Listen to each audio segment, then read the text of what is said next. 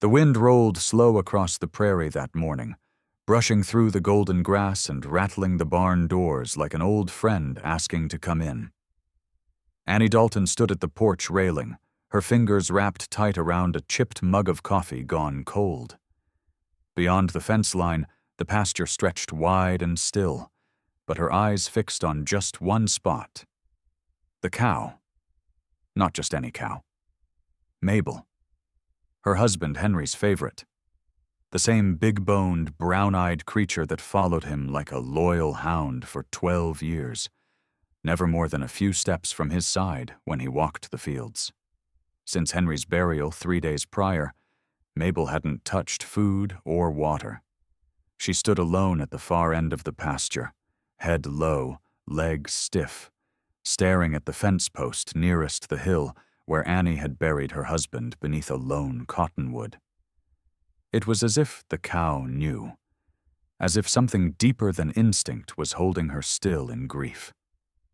Annie tried everything: fresh hay, warmed mash, even a sugar cube or two stolen from the pantry, but Mabel wouldn't eat, wouldn't move, wouldn't lift her head, just stood there, silent and still, like the earth itself had anchored her in mourning. The vet came once and left, shaking his head. "No illness," he said. "She's just waiting."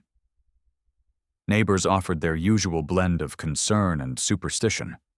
Some called it eerie, others said it was natural. But none had answers. None stayed long. They offered casseroles and condolences, and then hurried back down the dirt road, eager to be away from the ranch that grief had swallowed whole. Annie had expected the silence after Henry's death. The empty chair, the single coffee cup, the weight of her own breathing in the stillness of night. But she hadn't expected Mabel's vigil. Each morning she found herself drawn to the window before the kettle whistled, scanning the pasture for that same unmoving shape. And each time, something tightened in her chest. Not quite pain, not quite comfort. Something older than either. On the third evening, Annie walked barefoot through the brittle grass, past the barn, and down the sloping pasture toward the cow. The sun dipped low, casting the sky in a tired amber. She didn't speak. Just stood beside Mabel in silence, her hand resting against the warm hide, the two of them looking up toward that cottonwood where the earth was still fresh. And for the first time since Henry's passing, Annie didn't feel alone. She didn't cry. She didn't speak.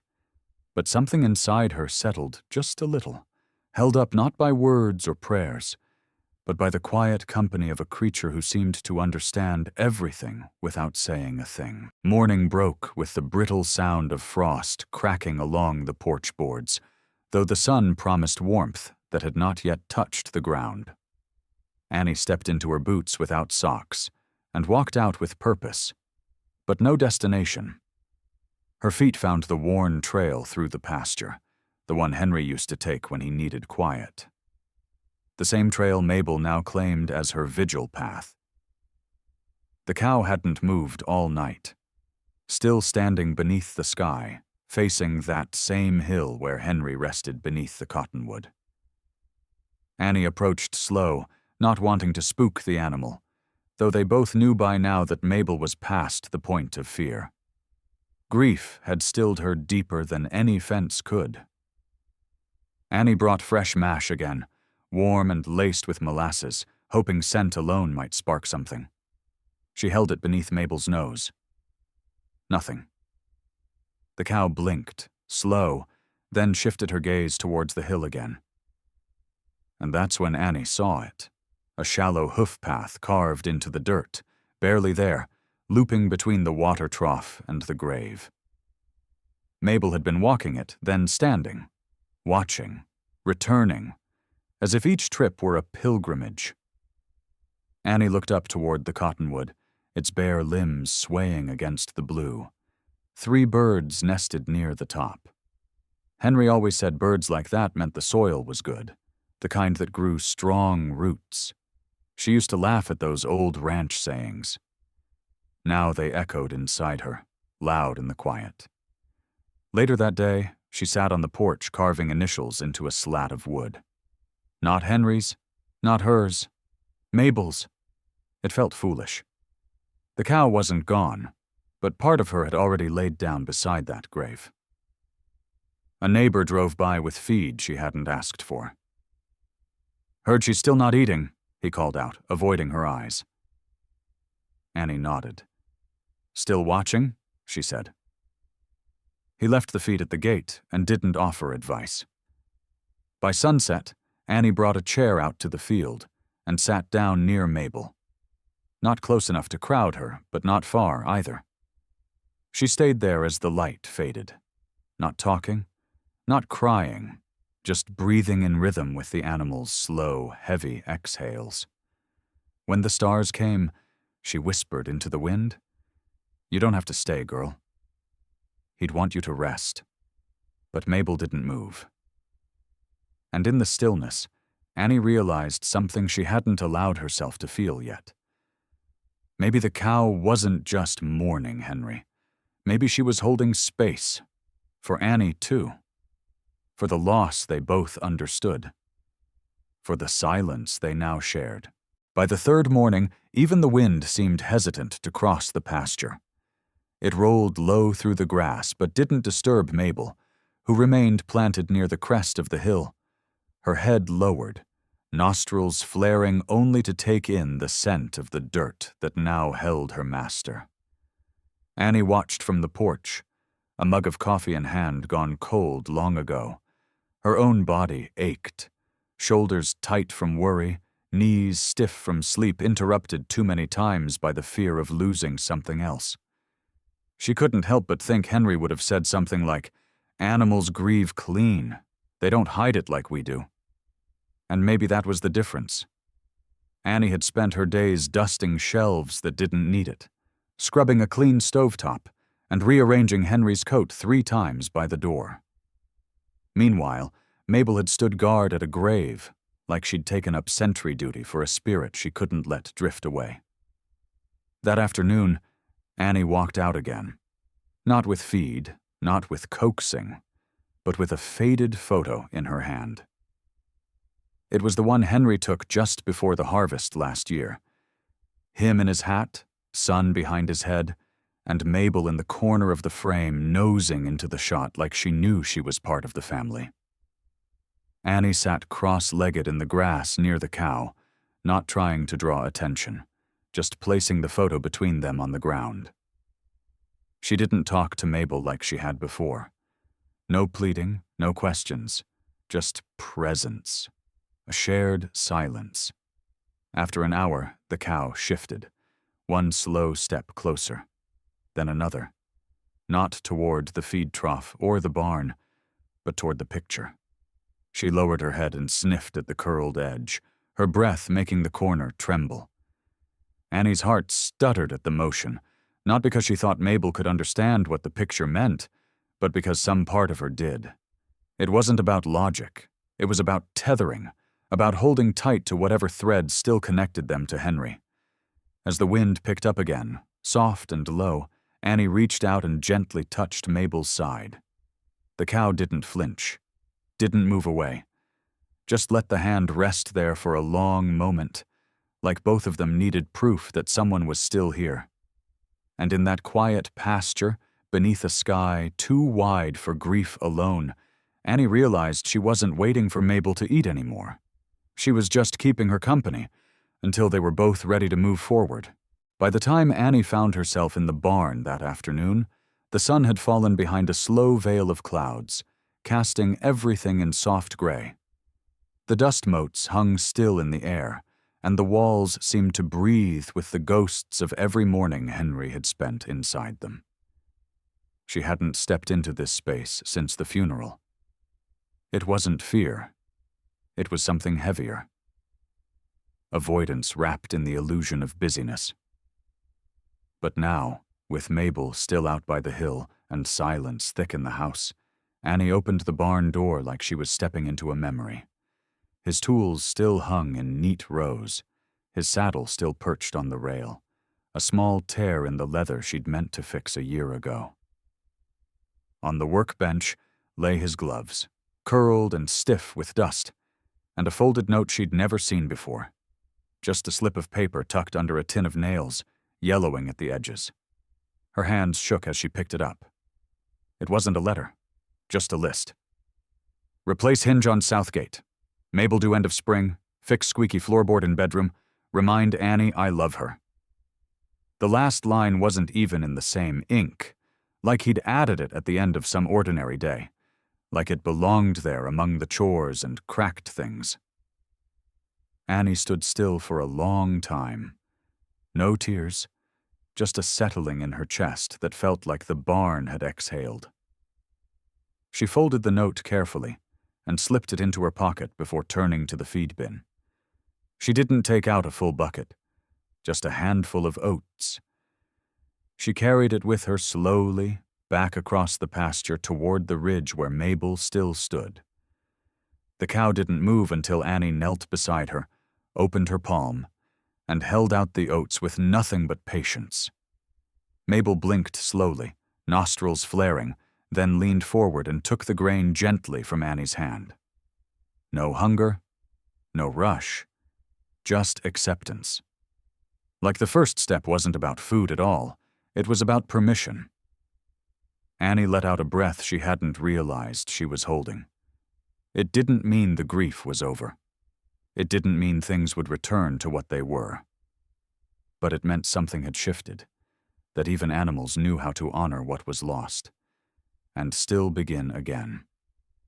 That night, Annie set Henry's boots by the door like he might need them one more time, not because she believed in ghosts, but because she finally believed in staying.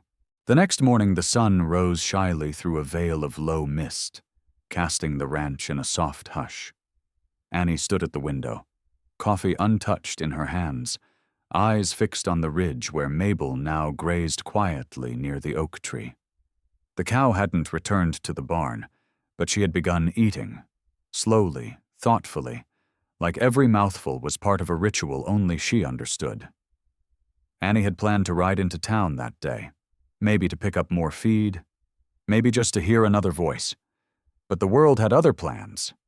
By mid-morning, she heard the crunch of wheels on gravel, the steady clop of hooves, and then the unmistakable sound of boots hitting dirt. 3 men stood outside her gate: Luther Ames, the banker, Reggie Toller, the feed store clerk, and Amos Birch, Henry's oldest friend. None of them looked comfortable. Luther held a briefcase like a weapon. Reggie clutched his hat like it might blow away, and Amos stood back, eyes low, as if apologizing for something he hadn't yet said. Annie stepped outside without a word, wiping her hands on her apron, chin lifted. "Morning, ma'am," Luther began, trying for polite. "We just came to see how you were holding up, and to discuss arrangements." The word landed heavy. Arrangements meant money. It meant debt, land rights, taxes, things Henry had always handled, things now sitting squarely on her shoulders. Annie said nothing, just opened the gate and motioned them in. Inside, Luther laid out the figures. The ranch wasn't in danger yet, but it was leaning. The last shipment of cattle hadn't brought in what Henry had hoped. There were unpaid repairs on the barn roof, taxes coming due. "You could sell the north pasture," Luther suggested gently, "or the horse lot, smaller land, less burden." Annie's jaw tightened, but it was Amos who finally spoke. "Or we could help mend the roof and see about fixing the gate, too." Reggie nodded quickly. "Could trade you extra feed this month for some old lumber. Fair swap." It wasn't pity in their voices. It was something closer to respect. Henry had been many things, but he'd left behind more than a ledger. He'd left behind goodwill. Annie looked out the window, saw Mabel lift her head towards the house, and knew this place wasn't meant to be let go. It was meant to be held, piece by piece, by the ones who still believed in it. "We'll start tomorrow," she said softly. "Roof first." And in that quiet promise, the ranch stood a little taller, because even grief, when shared, becomes a kind of foundation. The next day dawned colder than expected, the kind of chill that crept through seams and settled into bone. Annie lit the stove early and watched the flame catch with a low roar, but the house still felt hollow. The men from town kept their promise.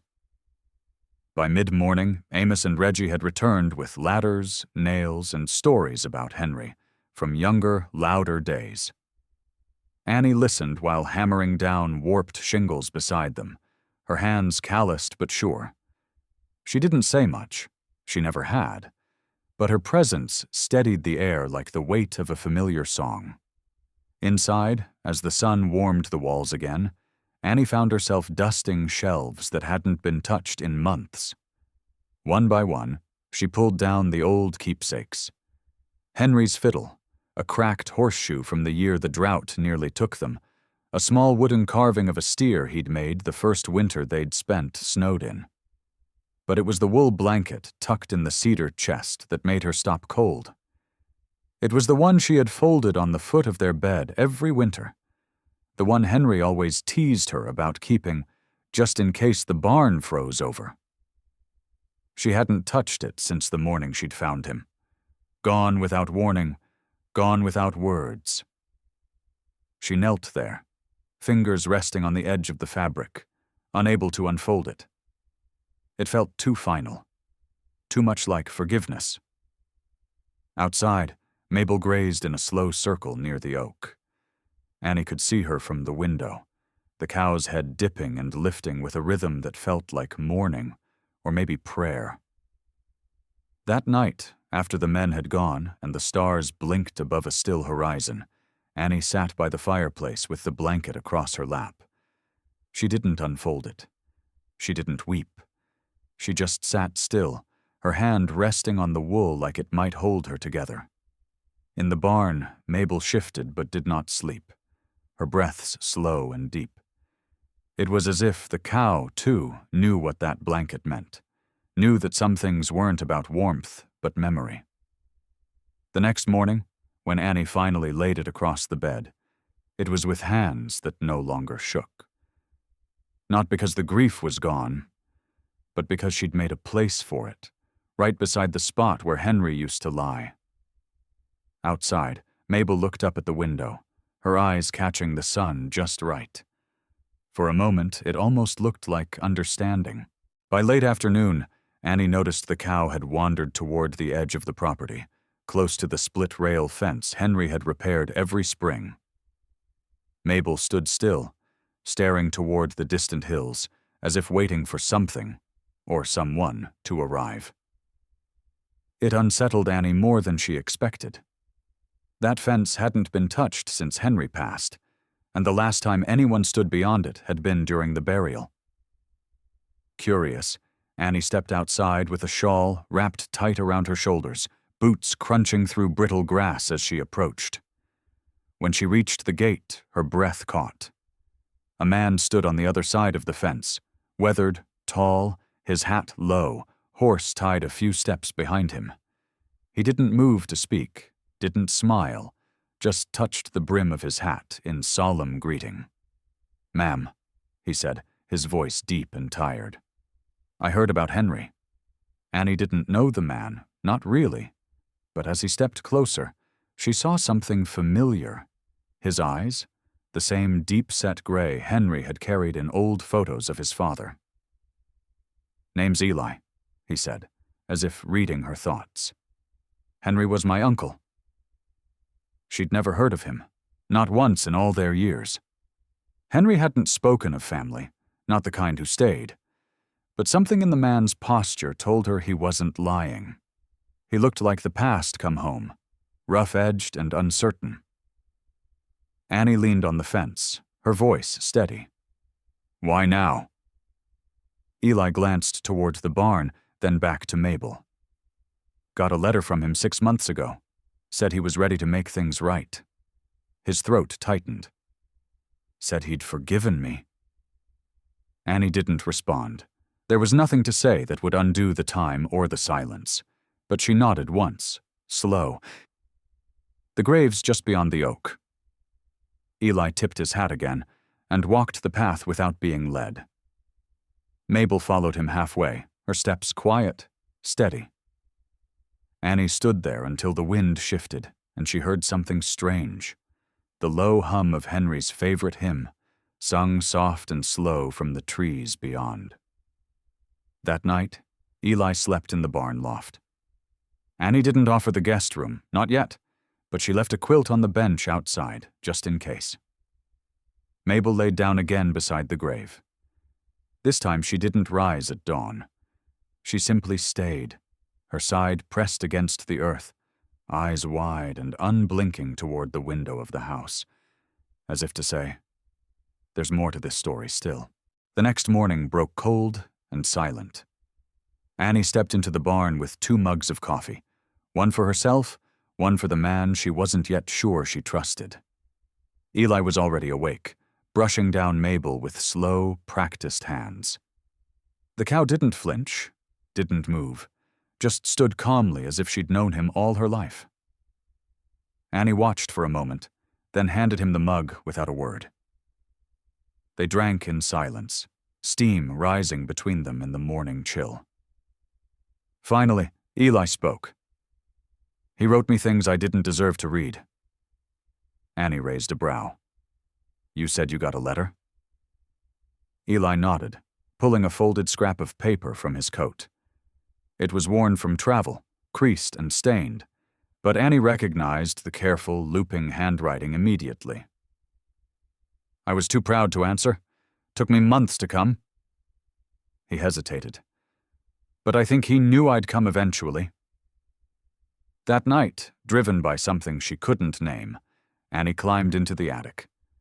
Henry had always kept the past close but hidden, in old boxes, sealed crates, dusty journals stacked in corners. She searched through layers of dust and silence until she found the small, worn trunk he'd never let her open. Inside were old photos, medals from some forgotten war, and beneath them all a small wooden box with a cracked lid. Inside was another letter, unsealed, unsent, addressed to Eli. It was different, full of apologies, full of stories about the land, about Annie, about Mabel, but one line made her sit down hard on the attic floor. If I go first, tell her about the floorboard in the bedroom. She'll know when it's time. Heart racing, Annie returned to the room she and Henry had shared for 23 years. The floor creaked in familiar places, but now every sound held meaning. She knelt by the corner near the window, pressed her hand down, and felt it. A hollow spot. Lifting the board, she found a thin envelope, brittle with age. Inside, their wedding photo and a note in Henry's hand. If you're reading this, it means the land is still standing, and so are you. I'm sorry for every story I never told. Forgive me, and let someone new finish the rest. She read the words twice, tears running freely now. Down in the barn, Mabel let out a soft, low sound, as if sensing something in the air had finally loosened. Annie looked out across the fields, the same fields Henry had worked until his final breath, and realized the ranch wasn't just a place to remember someone. It was a place to begin again. Eli didn't say he was staying. He just never left. Day by day, he fell into the rhythm of the ranch, not as a guest, not as a stranger, but as someone quietly claiming the space between what was and what could still be. Annie watched the shift happen like sunrise over frost, subtle, steady, undeniable. He started fixing what Henry never got around to. The squeaky porch step, the rusted hinges on the chicken coop, the broken fence post near the stream. He didn't ask permission. He just did the work, same as Henry would have. And Annie, though still cautious, found herself setting 2 plates instead of 1, without thinking, boiling enough coffee for more than herself. One evening, while clearing out the old tack shed, they found Henry's branding iron, long buried behind broken saddle straps and oil cans. Eli lifted it carefully, brushing off the dust. He kept it clean, he said, like he knew it'd be needed again. Annie nodded, remembering the way Henry always believed in keeping things ready, even if he never said what for. That night, they sat on the porch beneath a bruised pink sky, Mabel grazing quietly near the barn, her ribs finally rounding out. Annie asked, "Why did you come?" Eli stared out toward the hills for a long time before answering. "Because when you carry guilt long enough, it starts to look like your shadow. And shadows always find their way home." She didn't ask more. She didn't need to.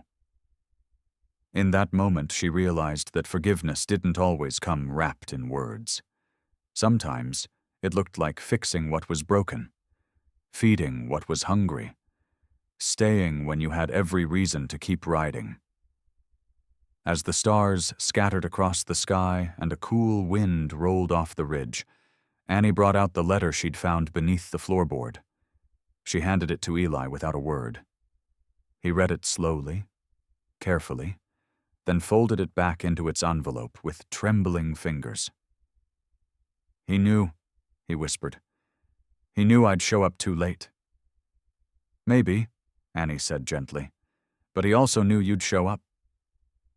Mabel ambled over, nudging Eli's arm with her soft, wet nose. He chuckled, rubbing her head, and for the first time since arriving, he smiled without sorrow in his eyes. That night, the ranch felt different, lighter somehow. Not because grief had gone, but because something else had arrived in its place. The beginning of something new, born not from forgetting, but from finally being brave enough to stay.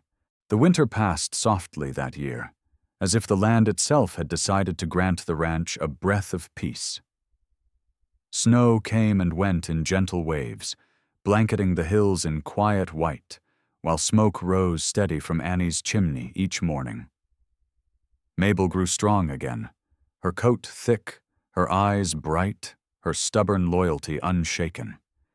She followed Eli around the property like a shadow made of hooves and warmth, and when she wasn't near him, she could often be found beneath the oak where Henry was buried, lying beside the stone with the same stillness that began it all. Annie watched this with a heart that no longer broke, only bent now and then, softened by time and understanding. Eli stayed, not as a helper or visitor, but as a part of the place, his saddle no longer by the door but stored in the barn where it waited without urgency. He moved through the ranch with a man's purpose and a boy's humility, rebuilding fences, teaching the calves to lead, and fixing the roof of the cabin with hands that no longer trembled when he touched Henry's things. One morning in early spring, a letter arrived from Texas, an offer from a cousin to sell Eli a few acres if he was looking to start over. He set it on the table and stared at it for a long time. Annie found him there, eyes unreadable. "You going?" she asked, calm and plain. He shook his head. "Not unless you want me to." She said nothing, just handed him a second cup of coffee and sat across from him. Silence, again, was their answer. Later that day, Eli rode into town with a list of supplies. At the general store, folks no longer glanced sideways. They nodded. They spoke his name. They asked about the cow and the ranch. They said things like, "Good to see you still around." And when he returned to the ridge, Mabel trotted down to meet him halfway. The porch light was already lit. Annie stood in the doorway, wiping her hands on her apron. He handed her the coffee and flour, then paused, eyes catching hers. "I think I'll build another shed," he said. "Maybe a chicken run." She smiled. "Then you'd better start tomorrow." That night, as stars blinked alive above the cottonwoods and wind moved gentle through the dry grass, Mabel lay beside Henry's grave once more, not in mourning, but in habit, like she was keeping company with the man who started it all. And in the house he left behind, the woman who had stayed and the man who had returned sat side by side at the table, proof that some stories don't end in death. They begin in what follows.